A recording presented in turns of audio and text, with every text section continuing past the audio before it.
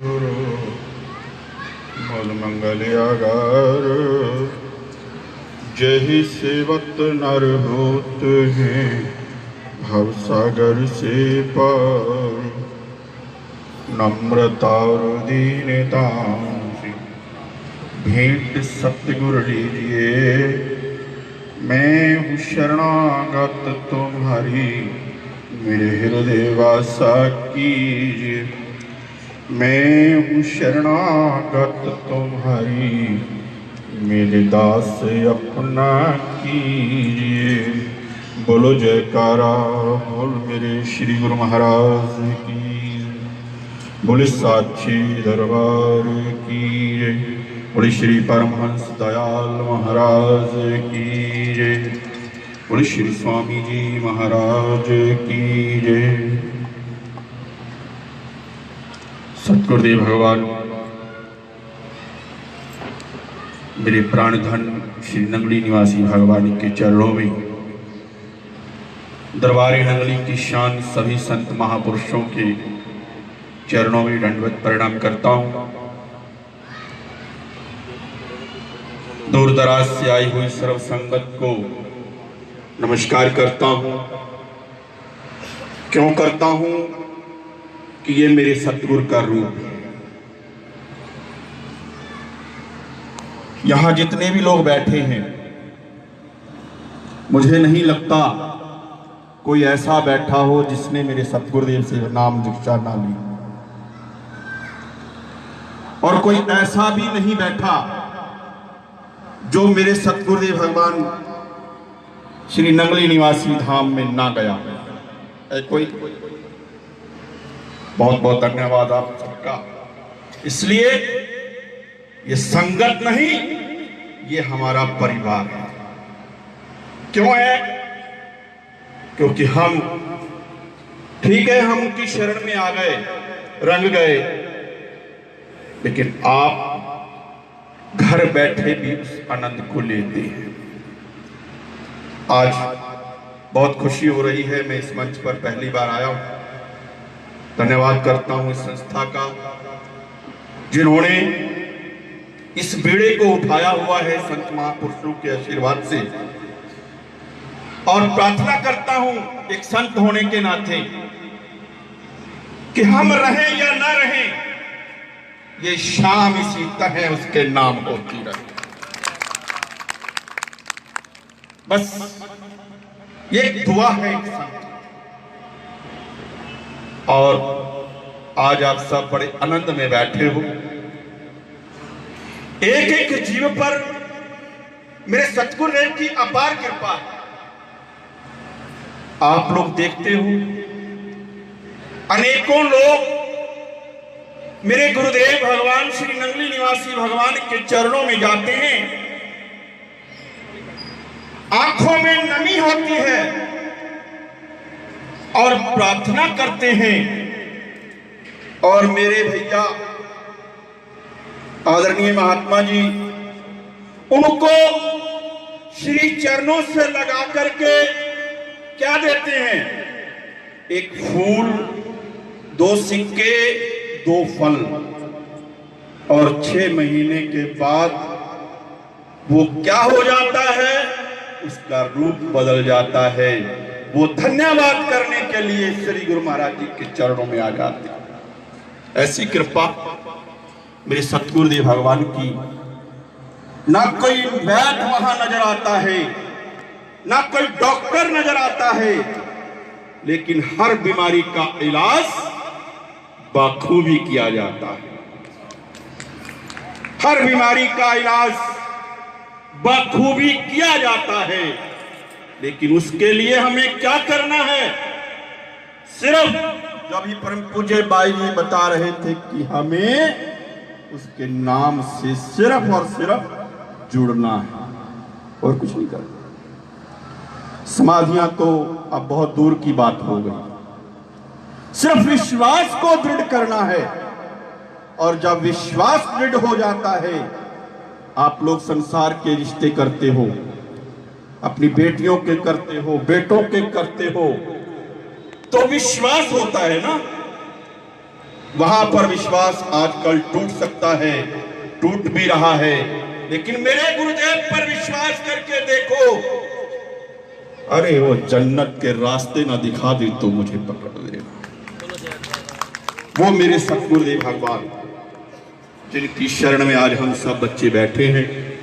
अभी छाबड़ा जी उनके जीवन के बारे में बता रहे थे कि उन्होंने कैसे हम जीवों के लिए नीम के पत्ते खाए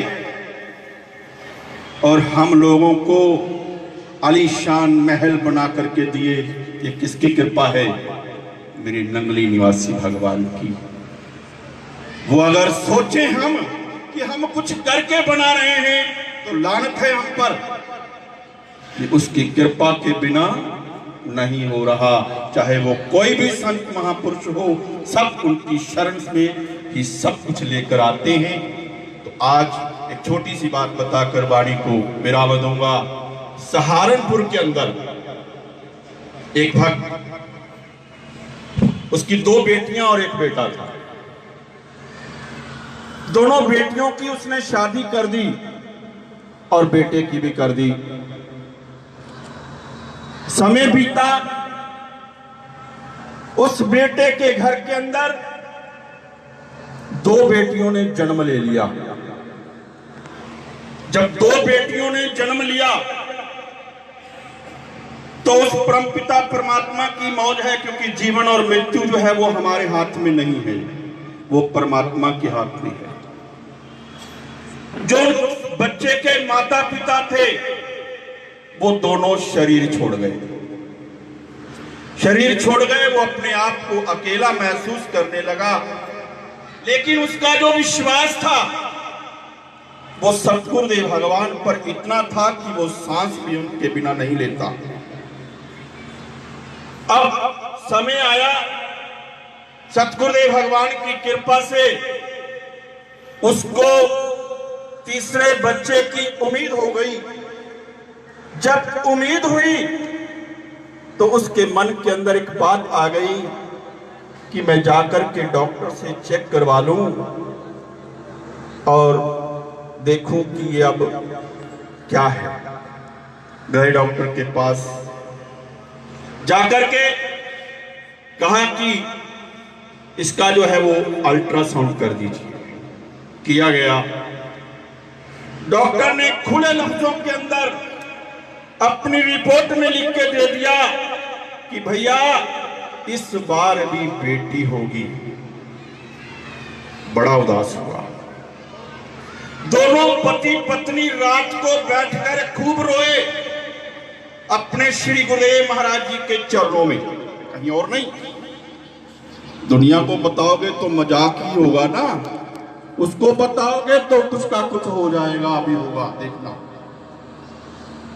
तो जैसे ही फरियाद करी तो सो गया रोते रोते। सुबह ना जाने क्या मन के अंदर आया, उठा। सुबह 4 बजे ट्रेन चलती है सहारनपुर से, मेरे ख्याल 5 बजे वहां पहुंच जाती है।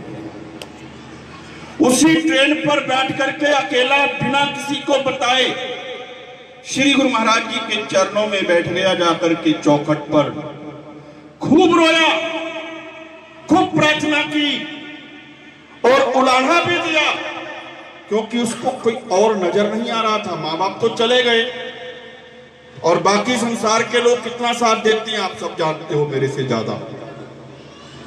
रोया और उलाढ़ा दिया कि ऐ जगतपति, ऐ मेरे नगरी निवासी भगवान, अगर आप यहां विराजमान हो तो आज मैं आपसे दुआ मांगने आया हूं, प्रार्थना कर रहा हूं कि अब मुझसे और सहन नहीं होगा। तूने मेरे माँ बाप ले लिए, कोई फर्क नहीं, वो तेरी चीज थी।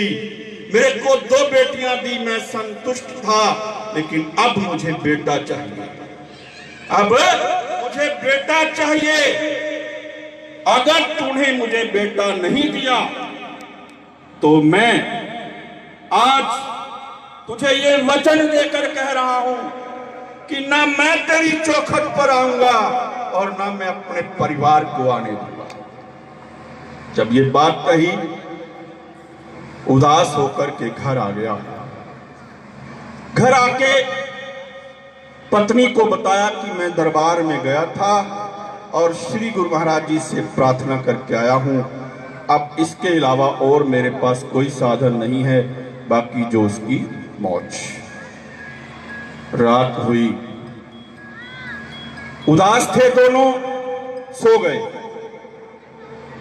जैसे ही सोए, सुबह ठीक 3 बजे श्री नंगली निवासी भगवान उनके स्वप्न के अंदर आकर के कहते हैं कि बेटे, तू तो मुझे बहुत बड़ी शिकायत करके आ गया है। जा, सुबह जाके दोबारा चेक करा, जो तुझे चाहिए वो मिलेगा। जब पत्नी को सुबह उठकर के वो स्वप्न सुनाया तो पत्नी ने कहा कि अब डॉक्टर भी मजाक करेगी कि 3 दिन पहले अल्ट्रासाउंड कराया फिर आ गए। कहते नहीं, मुझे मेरे गुरु पर भरोसा है, मेरे नंगली निवासी भगवान पर भरोसा है, और उन्होंने स्वयं आकर के मुझे दर्शन दिए हैं और कहा है कि जा, जो चाहेगा वो मिलेगा। तो डॉक्टर, उसी डॉक्टर के पास चले गए। उसने कहा, भैया आप 3-4 दिन पहले करा करके गए हो, आज फिर क्यों? कहते नहीं, आप एक बार और करो। उसको क्या था, उसने किया। 4 घंटे लगा दिए उसने अल्ट्रासाउंड करते हुए, जबकि 10, 15, 20 मिनट का काम है। किया और हैरान हो रही थी कि जो 3 दिन पहले कन्या थी वो आज बेटा कैसे बन गया। तो उसने बाहर आकर उस भक्त से कहा कि भैया, मुझे समझ नहीं आ रही कि 3 दिन पहले मशीन भी यही थी, मैं भी यही थी, आपकी पत्नी भी वही है, उस दिन लड़की थी तो आज लड़का कैसे हो गया। तब उसने कहा, बहन आपका कसूर नहीं है, तू उस दिन भी ठीक थी, तू आज भी ठीक है, ये करने वाला कर गया, जो मेरा दाता था वो मेरे दुख को हार गया। तो ऐसे नंगली निवासी भगवान की शरण में हम बैठे हैं। आप एक बार सजदा करो, वो 1000 बार आशीर्वाद देती हैं। तो आप सब बड़े भाग्यशाली हैं कि जो उनके चरणों में बैठकर उसकी याद में अपने जीवन को बसर कर रहे हैं। आप सब घरों में भी ऐसे ही करते हैं, मुझे विश्वास है आपके चेहरों को देखकर। तो इन्हीं भावों के साथ यही प्रार्थना करता हूं कि ऐ गुरुदेव, बस अपनी ये नजरें इसी तरह हम बच्चों पर लगाए रखना, ताकि हम भटक ना जाएं, हम भटक ना जाएं।